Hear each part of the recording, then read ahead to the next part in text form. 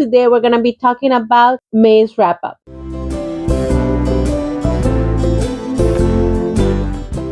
Hey everybody, my name is Sophie, the Bookish floor. Welcome or welcome back to my channel. I'm so happy to see you again. So today we're going to be talking about the books that I read during the month of May. There weren't that many. I was sick for pretty much 3 weeks out of the 4 or 5 weeks of the month. So it wasn't a great reading month for me, but I still managed to read about 6 books. So let's go ahead and get started with the wrap up.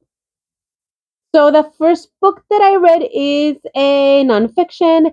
This is a psychology parenting book, and the name of the book is Children of Immature Parents and something else. And this is pretty much a nonfiction book, like I said, on parenting and how to deal if you grew up with emotionally immature parents. But I think that it's a great book for everybody to read because honestly, we have all encountered immature adults, whether they're your parents, your teachers, co-workers, bosses. Usually they tend to come up more on a leader role when we know now basically with all that information that they shouldn't be in those places because emotionally they are not able to deal with a lot of things and they end up taking a lot of things out on you. So anyways, this book is, I thought it was very informative. I really did like it. Every month I'm trying to read a nonfiction. Some of the nonfiction that I picked might not be of interest to you. I do have a little reader, so I do end up reading a lot of parenting nonfiction books. Because that's an important topic for me. And I also work with a lot of children and teens and young adults in the educational realm. So I think reading those types of books are very important for my other job. But if you are interested in just bettering your relationships with other people by trying to understand different types of people, different types of profile, all those books, although they're geared towards parents, I think they're super important to understand all human beings and why they do the things they do, and not to justify it, but understand it and either decide how to deal with those people if you want them in your life or just how to cut them off. So yeah, I think I gave that book about 3.54 stars. I thought it was very informative, very good. Um, and yeah, that was it for the first book. And then after that, I decided to read Dating Dr. Dale. And I pretty much hated this book from the beginning. I do like the main female character, but I dislike the whole family dynamics. And I really dislike the male character. Um, he was a jerk from the beginning. There wasn't anything that it was really redeemable. And honestly, the spice was kind of gross. Like I didn't like the way it was written, and he gave me the ick. So yeah, I didn't like this book. I think I gave it like 2 stars, maybe three. And but if I gave it a three, it was a lower three just to be nice because I really didn't like this romance. Like I didn't like the way like I said, the romantic part was written. I think he was one of those people who is a jerk, and I was gonna say borderline toxic, but really he was very toxic. Um, and yeah, I didn't like him at all. So this one is going to the little shop. If you guys are interested in purchasing this one, I'll have it on my shop, which is Trinket Books. Um, you can find it also on Instagram as Trinket Books that shop. And yeah, I didn't like it. Maybe someone else would like it. I got it because a lot of people on BookTube liked it and gave good recommendations, but I personally didn't like it. That is a type of contemporary romance that I don't like. It wasn't, the whole thing wasn't necessarily written. It's not badly written. Just the spice, I think it was icky, and I didn't like that part. The other parts is kind of a trope that they're following, but not necessarily a trope that I like. So no, yeah, I didn't like that book. Okay, the next book that I read was Lupin Wong. was Lupe won't dance, and this is a middle grade, and I thought it was cute.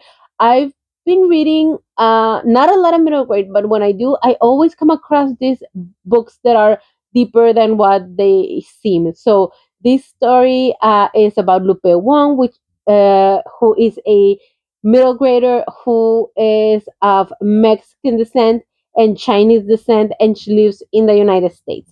And her school and their PE class is doing this project where they're gonna square dance. Now she's really against that in particular. You don't understand pretty much why, but once she doesn't really like that music, she doesn't kind of she doesn't really connect with that music. And when she starts doing research on the particular song that they pick, she encounters some like possible dark themes and dark history in the United States. So she really doesn't want to do that dance. And with that, with her trying to stop the dance, trying to educate her educators because she's really putting on presentations and start asking the school to prohibit this. She also kind of goes around it, maybe not in the best way because she is a middle grader. She has a lot of energy and a lot of funk, and she's just trying to stop this. And she also is dealing with a lot of things like her friendships and her family. So different things that you would, uh, different things that a character is dealing with when it comes to her growing up, plus this other deeper, diverse topic that it's going on. So I think it is a good book. I think it's an important book. If you have a middle grader, I think that would be a great book to read right now. Um, and yeah, I think I gave it like 3 or 3.5 stars, and but it's very different from a 3 star that I gave Dating Dr. Deal. That was a lower 3 stars, a book that I didn't really like. This is a higher 3 stars, very good for middle graders. I'm not a middle grader, I'm not the target audience, but I would recommend it to other kids that are middle graders, even a little bit younger. So I think it is an important read for them. That's why it's a 3.5 stars for me, because not a middle grader, but if I was, I would probably give it like a higher rating. But yeah, that was Lupe Wong Dance. The next book that I read was The Puppy Wars, and this was a little bit of a surprise to me because I've been hearing a lot about the Puppy Wars for years and years and years, and I had the idea that maybe it was a little bit of a Hunger Games, not necessarily Hunger Games, but more like a Katniss type of character. This is fantasy.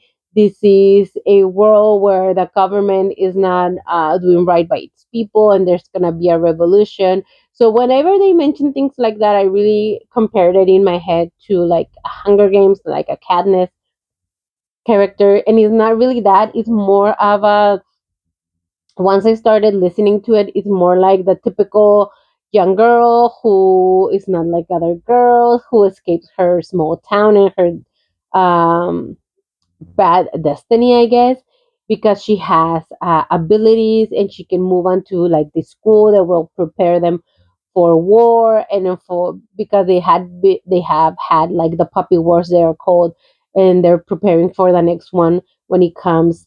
And it's about her learning her real powers. It's about learning about the empire and who's good and who's evil. It did feel very YA, and it did feel not like an original story, but I think it could be because there's so many copies of fantasy and YA that by the time you read something, if it's not when it comes out, it feels like you read it before. So I think that's what happened to me. I'm also not the target audience. Like I said, it's a YA. However, after the book ended, I thought it was an okay book, like a good book. There's a good story there. But I thought it was just okay. Maybe I was missing something. When the book ended, I listened to a conversation that RF1 had with a podcast where she explained a lot of things, how it's based on a lot of Chinese history and Asian history, and the way she presented the main character, the history, different things that she was talking about. I'm one of those people that I do enjoy listening about books, and people tell me even the plot and the story and even the ending sometimes of the books, because by the time I read them, one, obviously you don't get the full picture. So once you read them, you're gonna imagine and see other things that they don't tell you. But also I forget a lot of things. So I'm just gonna know that I'm very interested. I'm gonna remember the basics and then I'm gonna go in. So I wish in this case that I would have heard like more of the details beforehand so I would understand the book. So the only reason why I would go to book number two is because I have that previous knowledge. I know that a lot of people criticize RF Kwan because they think they kind of force feed their audience, and then they she shares a lot of things. Then maybe is like explaining like they don't know anything. But me having a bachelor's in communications, that is exactly the thing, that you're always supposed to assume that the other people don't know anything, and you're supposed to explain everything so that that communication is clear, so that the message is clear. um in my case, obviously I don't know anything about Chinese history and things like that. So I would have really benefited from that beforehand. So I don't mind that RF Kwan explains everything to us, because I understand that sometimes it feels repetitive, but sometimes for the message to be clear, you need that. And I'm okay with that. I don't mind that in books at all. So that was the Puppy Wars. I gave it 4 stars. I think I gave it 3.75 or 4 stars, because I understand that epic scope of it. I just couldn't get into it like 100%, because I think it's past my age, past I'm past the target audience, and also there's so many copies out there that I already read that I feel like I would have benefited from reading this one before, and from having a little bit more of a background. So if you feel like you haven't read anything like this before, definitely read this first. But yeah, that was the Puppy Wars. Then all of these books, by the way, I was reading between like having migraines. I have like this horrible flu that I've had for more than a week now. I'm still congested. I think you can still hear it in my voice. I'm coming out of it. But yeah, this was like a tough month. And between all that, I was listening to these books. And then the next book that I read, oh, and then I see. I even forgot one of the books that I read before I got sick. I read uh, Pride and Preston which is a um, take on Pride and Prejudice with Asian characters and Asian influence and all that. And honestly, I didn't like it. The problem with this book is, instead of doing a retake on Pride and Prejudice and just having like the whole world be like Asian world but Pride and Prejudice, the characters name Pride and Prejudice. They compare certain things to Pride and Prejudice, like the book and Jane Austen exist in this world. And that doesn't work, because if you are so familiar with Jane Austen, if you're so familiar with Pride and Prejudice, and all of a sudden your life looks exactly like that, you would be like, wait a minute, was I dragged into a book? Am I dreaming? What's going on? Like, it was so incredibly similar beat by beat that it wouldn't make sense for the characters not to notice. So that was a problem when they like mentioned Pride and Prejudice, but they pretended that like their world wasn't imitating the book. Like that didn't make any sense, and it always took you out. It always took you out of the story. And I didn't like the way certain things were done. It seemed like it was gonna go down a pretty heavy way when it came to Lydia and Wickham, because Lydia seemed to be incredibly young and Wickham seemed to be incredibly old. And when you put that in a modern setting, and then all of a sudden there's like the runaway scene, it seems like it was gonna go incredibly dark, and you needed like trigger warnings everywhere. They switched it at the end to not be that, but because they already baited you into that was gonna happen, because you know Pride and Prejudice, that really left me with a bad taste in my mouth. So unfortunately, this could have been an awesome book if they never mentioned Pride and Prejudice and if they didn't bait us with that scene. I think I gave it 2 stars again, or maybe three, again, to be, because it wasn't the most horrible thing at the end, and it wasn't offensive. They didn't go anywhere with that thing, but I just didn't like the way it was set up. So yeah, that was Pride and Preston. And then the last book that I read, which was a doozy, but I needed it when I needed to listen to something because I was in a lot of pain and I just needed something to relax and maybe fall asleep to. I didn't quite fall asleep to it, but it was The Three Body Problem. Now, The Three Body Problem is a sci fi that is incredibly uh, heavy on the side instead of the phi. So it is incredibly science based. If it is even hard for me to explain. If you have seen the show on Netflix, you know what it's about. If you haven't seen the show on Netflix and you're not a heavy like science person, I am not. I would suggest watching the show first and then reading the book. If I would have not watched the show beforehand, I would have been so lost because there's so much of the science in it that I would have not understood what they were talking about. And I still don't, but I know what it was going because I've seen the show. So I like the book. Also, it has a way, and this is what I like, of making all that feel incredibly personal and incredibly compelling. And because it's a world where science it's not being appreciated in certain cultures, it's being kind of demonized. And then we have their separate timelines, another timeline where science is something that people strive for and want to learn more and want to create more things. And then there's like this whole other part where science kind of goes off the rails. It could be detrimental. So you have like these three timelines with science, and how, see, I don't even know how to explain it, but how to view it, how to use it for good, how to how it changes the world that we are living in, sometimes for better, sometimes for worse. We can see that with AI and things like that. So I think definitely if I would have not seen the show, it would have been a little bit difficult, but because I did, I was able to follow it. It is very dense, it is very long, it is very science based. So it is up to you if you want to listen to it, read it, watch the show as a companion piece beforehand. I don't know. I really liked it though. I gave it 4 stars. But definitely, I think you need like to be an expert in science fiction and an expert in science to get the whole of it, because I think it is a difficult book to read when it comes to the topics that they're talking about.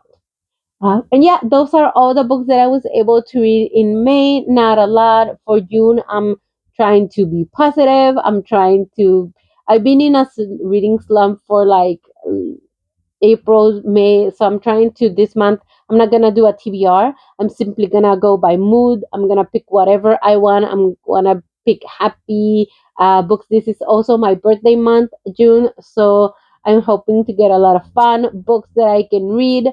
Um, yeah, let me know what you read in May. Let me know how you did. Let me know if this crazy bug. Let me know if this crazy bug that's going around got you. Is like a flu-like bug, but it was like annoying, and it was like put me out of commission for like a week. So yeah, it was tough. So let me know if you got that. Let me know what you read if you are sick or if you do anything else. And if you got this far, leave me a what can you leave me down there? Why don't you just leave me a little flower? Any flower will do. I need all the flowers and all the sunshine and all the positive vibes for June. So, anyways, that's it. Thank you for being here. I hope you like this. Go ahead and like this video if you liked any of the books or if you like the recommendations and my reviews. Go ahead and subscribe if you haven't. Most of you are not subscribed, so go ahead and do that and ring that bell so you can get notified every time I upload a video. Thank you so much for watching. Remember to keep reading and keep blooming, and I'll see you on the next one. Bye.